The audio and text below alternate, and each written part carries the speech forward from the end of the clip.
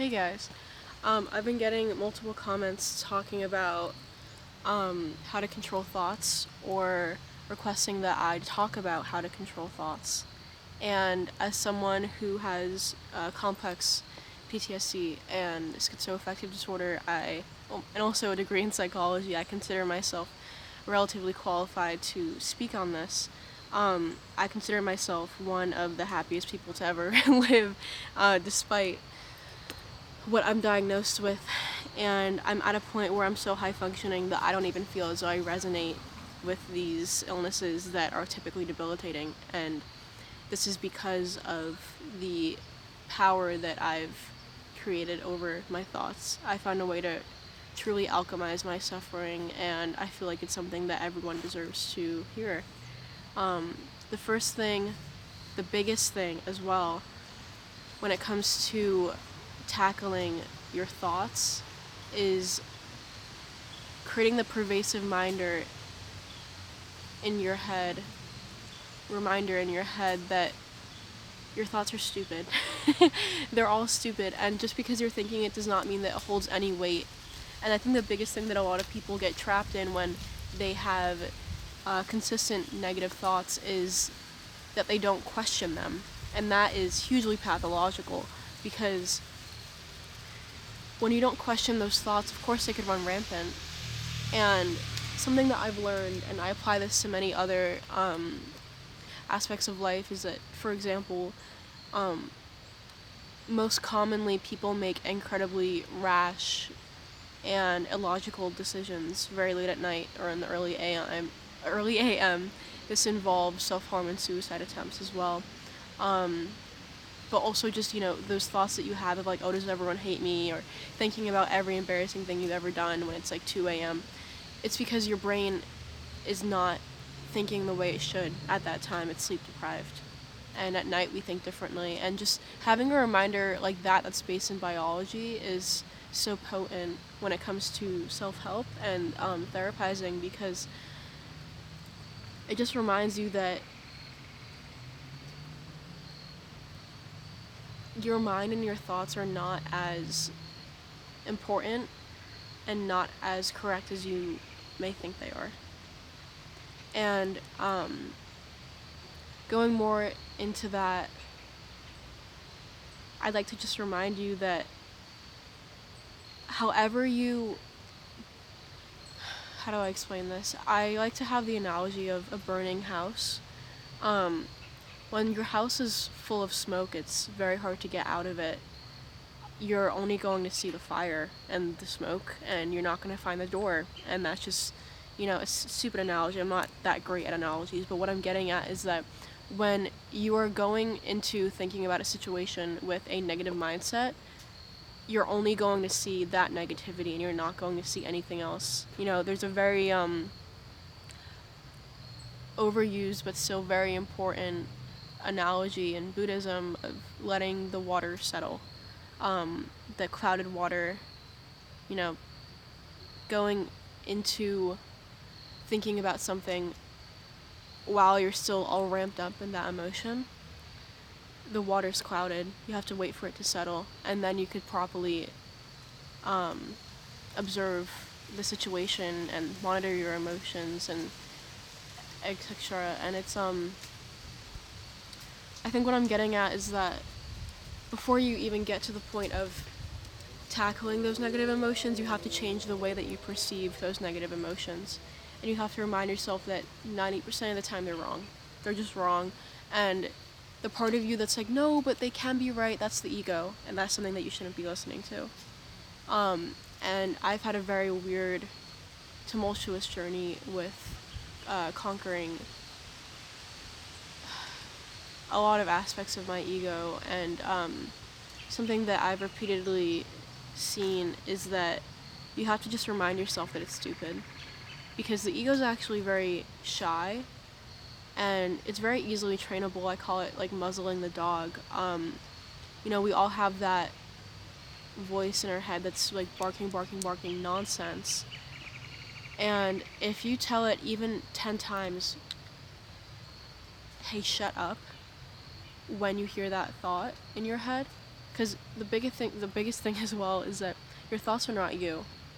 Your thoughts are a product of an evolutionary mechanism meant to protect you and meant to recognize patterns, but it doesn't work that well. And it was originally made for when we were hunter-gatherers, and so far in the distant past when it might have served some kind of evolutionary purpose, but now all it does is haunt us because there's no reason for us to have the fight or flight that we used to in a more psychological regard, at least. And I know I'm talking in circles. What I've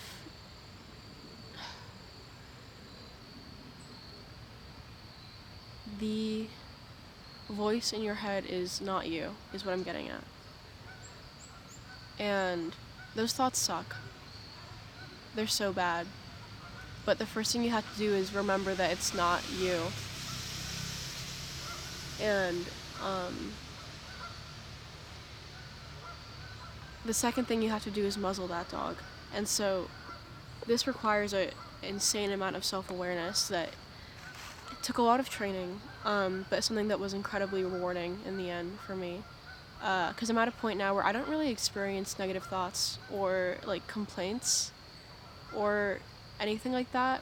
And it's something that I kind of realized. I was like, damn, I kind of like don't think bad things anymore, which is crazy because for so long my entire existence was defined by my negative thoughts. This constant whirlwind of I'm not doing enough and I should be shameful and yada yada. And it sucks, but next time you have a thought that is something that it doesn't make you feel good. Next time you have a thought that makes you go like, damn, my life sucks, or I suck, just think to yourself, shut up. Just shut up. And the more you do that, the less the ego will speak. And it's so interesting because I thought that I'd have to go through like extensive spiritual, like meditative retreats or do so much prayer and all this stuff, but it really just comes down to strategically telling yourself shut up every now and then, which I think is so funny and honestly not very intuitive, which is why I'm like, maybe I should make a video. And I know I'm not the best at speaking about this stuff. My brain kind of goes, but I work better with a script, but I don't think that's very natural or authentic. Negative thoughts are, for me, negative and untrue thoughts is anything that seems like it's a hyperbole, if that makes sense. I mean that in the sense of, if you ever have a thought that starts with like, oh, I never blank, or this always happens to me, yada yada, like any thought that seems like it could be an exaggeration, I want you to sit back and be like, wait, does this really always happen to me? Or does this really mean that I'm a bad person? Anything in that vein where you're given this like hyperbolic exaggeration about yourself, the perception of your reality, that, anything like that.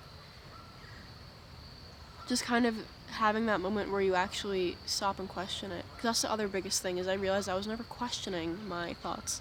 And I kind of saw them as the authority.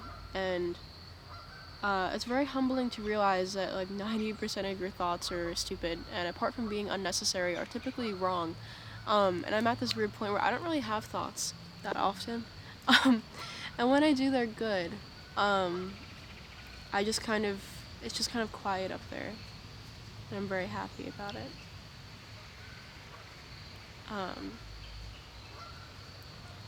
This has been a very talking in circles kind of video, and I don't think I'm very satisfied with the conclusions that I came to. If you have any questions in the comments, I would love to discuss this at length or talk about specifics of this, but I think this is kind of just like a crash course in negative thinking. I guess the two biggest points that I've talked about is A, your thoughts are wrong and you're not your thoughts, and just because you're thinking something doesn't mean that it's correct. And then B, the best way to control your thoughts is just tell them to shut up when you think them. And the ego is actually very easy to train once you actually put effort into it. But the ego is a trickster, and it will tell you don't put effort in, or no, I actually am correct about your perception of the world or yourself, and you actually should obey me and the takes that I have on your life. But that's a trick. The ego is maniacal and very smart in that way. But again, it's very shy when you expose it for what it is, and it's very easy to train. So it really just comes down to willpower. Not to say that people that are struggling with negative thoughts don't have willpower, just that they aren't really given. A lot of people are never told, like, hey, your thoughts aren't you. We're kind of defining ourselves by our thoughts, and we just kind of assume that the voice in our head is us. It's not. It's not.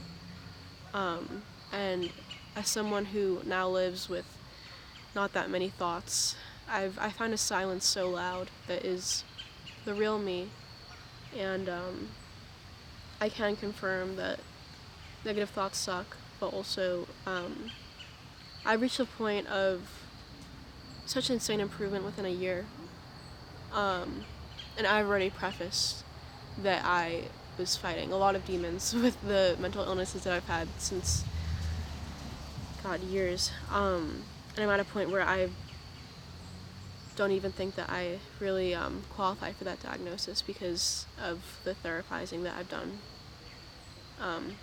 for myself.